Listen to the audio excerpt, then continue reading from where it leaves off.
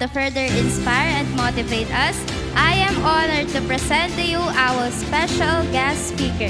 His name is Alexander Coronel Manyo, or commonly known as Cap Alex. He grew up and he is currently living in Iba Oeste, Calumpit, Bulacan. He was born on May 6, 1977. He is the son of former barangay captain of Iba Oeste, Zoilo Eloy Manyo, a former fisherman and a farmer, and Teresita Coronel Manyo, a vendor. He spent his elementary years in Canyogan, Calumpit, Bulacan, or Canyogan Elementary School, and graduated in 1990. Then, his high school days in Calumpit Institute in 1994. Before he studied college, he worked for 2 years in his friend's company and also as a tricycle driver to help his parents. Then, he went to study Bachelor of Science in Accountancy and recognized as Dean's Lister at La Consolacion during 1996 to 2000. He was elected as Barangay SK Chairman for 5 years, then elected as number 1 Barangay Kagawad. He worked at Dubai during March 2003. He is also a successful businessman and owner of gasoline stations, namely Eagle Fuel Malolo City, Pulilan, Iba Oeste, and the newly opened station at Balungaw. He is an operator at Sea Oil in Bocaue, Balagtas, San Miguel, Bulacan.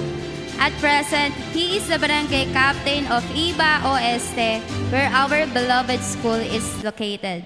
He has always believed that honoring your parents before others will bring abundant blessing from our good Lord. And now, Cherubians, parents, and guests, with a warm round of applause, lend your ears to Cap Alex C. Manyo.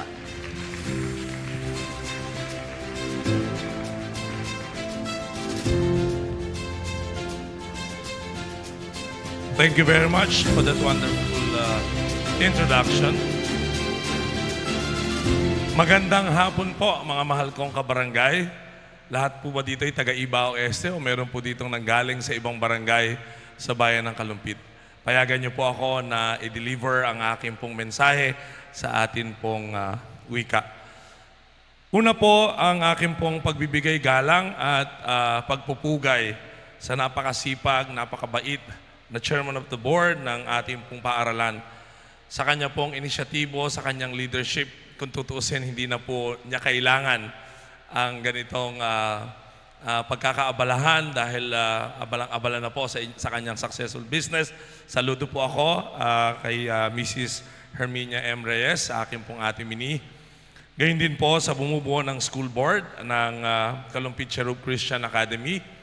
Sa kanila pong punong guro, Ma'am Merlita Villarreal, at sa mga guro po na naririto, tanggapin niyo po bilang punong barangay ng Iba Oeste ang aking taus-pusong pasasalamat sa inyo pong walang sawa, walang pagod na pagbabahagi ng inyong talento, ng inyong talino sa mga batang hindi naman po nyo kaano-ano.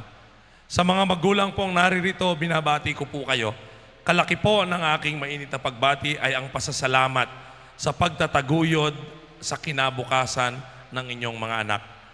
May pakiusap po ako, mga mahal kong magulang, huwag po kayong susuko. Ito po ay unang baitang pa lamang ng tagumpay ng inyong mga anak. Wala po silang mararating, wala po silang matatamasang kaginhawahan kung sa punto pong ito ay bibitaw na po kayo. These children are told to be our future. Sila ang pag-asa ng ating kinabukasan. Subalit, kayo pong mga magulang ang pag-asa ng mga batang ito sa mga panahon ng kanilang pag-aaral. Huwag po kayong mag-aatubili, huwag po kayong mag-aalinlangan. Naniniwala po ako at nakikita ko sa mukha ng mga batang ito na darating ang panahon, ibabalik po nila sa inyo ang lahat ng inyong pagpapagod, ang lahat ng inyong pagpupuyat, at ang lahat ng inyong pagsusumikap. At sa mga batang nagsipagtapos, to all the graduates this afternoon, mga anak, makinig kayong mabuti. Ang inyong pag-aaral ang magiging susi sa magandang buhay sa mga darating na taon. Malapit na, 10 taon na lang, gagraduate na kayo ng college, ang ilagay ninyo sa tuktok ng inyong mga pangarap ay ang inyong mga magulang. Maniwala po kayo sa akin, mga anak, hindi kayo maliligaw. Kung ang inyong mga magulang, ang inyong pamilya, ang titingnan ninyo sa dulo ng tunnel na susuotin ninyo o sa dulo ng inyong mga pangarap, hindi kayo magkakamali. Bakit? Nasusulat sa Biblia, gagabayan kayo ng Panginoon kung inyong igagalang, inyong paglilingkuran at mamahalin ang inyong mga magulang. Hindi kayo magkakamali sa buhay. Mahaba pa ang landas na tatahakin tungo sa totoong tagumpay. Nagtagumpay kayo ngayong ika-6 na baitang. Ang totoo, napakalalaki nyo para sa grade 6. Sa lahat po ng graduations na akin pong naatinan, medyo mga small, medium lang yung mga sizes. Dito, XL at double XL na yung mga height. Sa akin po, ang karangalan na tumayo sa inyong harapan, maraming salamat po sa bumubuo ng paaralan. Maraming salamat po sa bumubuo ng board at syempre po sa palagian ko pong tinatawagan, sa palagian ko pong nilalapitan at sa palagi pong nakahandang tumulong sa ating komunidad. Karangalan po ng ating barangay ang maging host barangay para po sa sumisibol na paaralang ito. Kasama niyo po kami sa inyong paglalakbay. Maging pribado man po ang inyong paaralan, kung ipapahintulot po ng mga batas at ng kung anuman pong ordinansang umiiral, magtulong po tayo kung paano po natin palalawakin, palalakihin. Nobody knows, sa tulong at sa gabay ng Panginoon sa paaralan na ito, baka mas lumaki pa tayo sa St. John o sa Kalumpit Institute.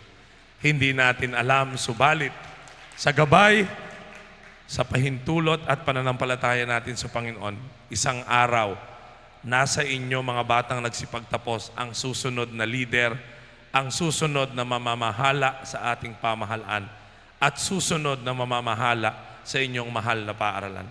Kaya sama-sama nating ipagdasal, ang eskwelahang ito ay patuloy na tumatag, patuloy na yumabong, upang patuloy na humubog ng mabubuting kabataan na mabubuting kinabukasan para sa ating barangay.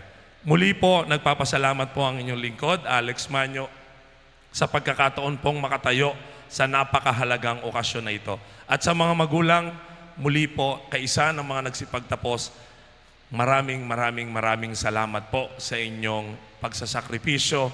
Maraming salamat sa inyong pagtsatsaga at pagtitiis para sa mga batang ito. Uulitin ko po, wala pong hakbang na magagawa ang mga batang ito kung hindi nyo po sila gagabayan. Maniwala po kayo sa akin na pagdating naman ng takdang panahon na kayo ang mga kailangan ng gabay sa inyong paghakbang, sa inyong mga katandaan, hindi po kayo iiwanan ng inyong mga anak. Maraming salamat po. Gabayan po tayo lahat ng poong may kapal. God bless us all. Sino po yung mga taga-Ibao Este rito na may karangalan? Lahat po ba may karangalan? So lahat. Yung with honors and lahat po. Sa mga taga-Ibao Este po, pasensya na po at hindi po namin saklaw ang ibang barangay. Sa lahat po ng may karangalan sa hapon na ito, masaya po namin ipinababatid na ang bawat isa ay otomatiko pong magiging benepisyaryo ng programa ng barangay na School Assistance Program para po sa school year 2024-2025. Sa mga magulang, mangyari pong magtungo po kayo sa tanggapan ng barangay para ibigay po ang mga kailangan dokumento at sa buwan po ng Agosto at Setyembre, kasama po si Kagawa Jopet Turla, ang tagapangulo po ng Komite ng Edukasyon, ibibigay po namin sa inyo ang konting tulong para po pambili ng inyong gamit o pandagdag sa inyo pong tuition fee mula po sa tanggapan ng mula po sa pondo ng ating barangay.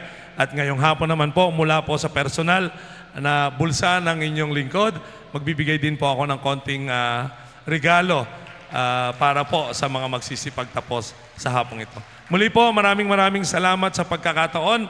Hangad ko po ang tagumpay ng bawat isa at lalong-lalo na po ng paaralang ito. Masaya po kaming nalipat po kayo sa barangay ng Ibao Este. Maraming salamat po. God bless us all.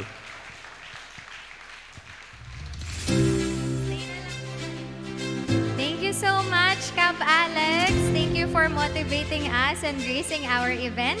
With that, we will award you with our Certificate of Recognition. This is given to Alexander C. Manyo in grateful acknowledgement of his distinguished and invaluable service rendered as guest speaker during the 3rd graduation day of Kalumpig Cherub Christian Academy Incorporated with the theme Kabataang Pilipino para sa matatag na kinabukasan ng bagong Pilipinas, thereby contributing immeasurably to the prestige and success of the occasion. Given this first day of June in the year of the Lord 2024. Signed by Mrs. Herminia M. Reyes, the chairman of the school board, and Ms. Merlita C. Villarreal, our principal. Thank you so much. God bless you po.